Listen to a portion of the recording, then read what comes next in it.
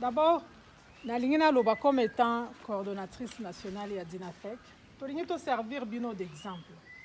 Kokende ko battre campagne. Kokende to revarake to rozwa. C'est ce qu'on rêve.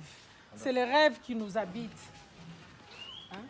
Donc on a cet espoir chaque jour. Olingi atako yo kate échec. Ça ne te passe pas par la tête.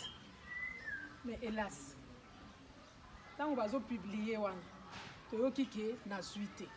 parce qu'on fait beaucoup de sacrifices. Je vais au privé à ceux qui sont au niveau pour que base nous en a aux 8. Mais qu'est-ce qu'on s'est dit? On ne croise pas nos bras. Échec, c'est aussi une façon d'apprendre à mieux faire ce qu'on n'a pas pu faire. Ça dépend de toi, de comment tu vois l'échec. Soit ça t'enfonce, soit tu t'en sors. Bon, on est un peu local, la lumière est au CP. Mais pour Akoma, la jour où la lumière est petit calaboué, il a fait beaucoup d'essais. Ceux qui vont approcher les physiciens, c'est venu qui facilité. Et on a un bino. Vous êtes venus dans ces lieux d'une façon ou d'une autre. Que vos cœurs m'approchent. Chacune a son histoire. Mais peu importe la manière dont tu es arrivé ici, tu peux pas rebondir. Donc, nalingina benga bino na eloko wana. Et bloquer binoté. Kokanisate ke okozala pe mwana musu akoli na ndako na baboti na ye. Ceux qui te bani koyoka bato abimi surtout ba konzo ya Congo. Approchez-les bien, ils ont une histoire. Musu super semblable na obino pe bo traverser. Dernièrement na bando landa mwana moko azaki Kadogo. Eloko akomeli Kadogo ezabano bakotisa ki na armée. Bien qu'on ne souhaite pas ça, parce que ce sont des enfants, il ne fallait pas les amener là. Mais aujourd'hui, c'est un grand homme. Sénateur,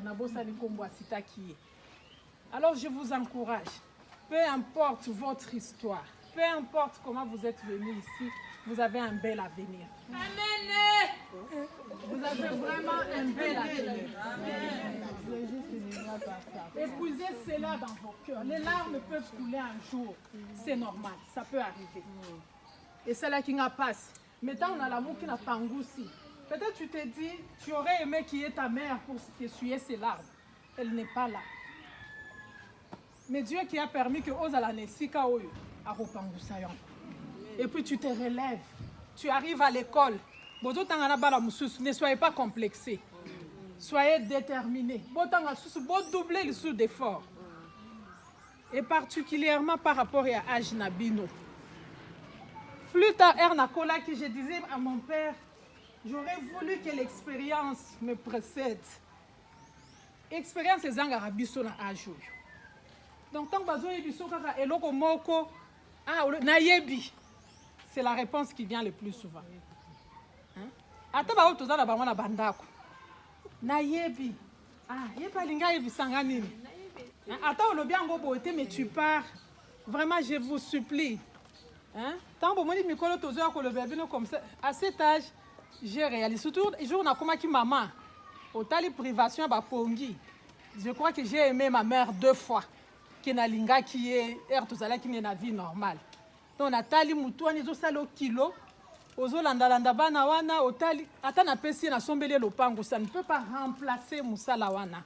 Ezalaka na valeur te. Alors on a lingi vraiment.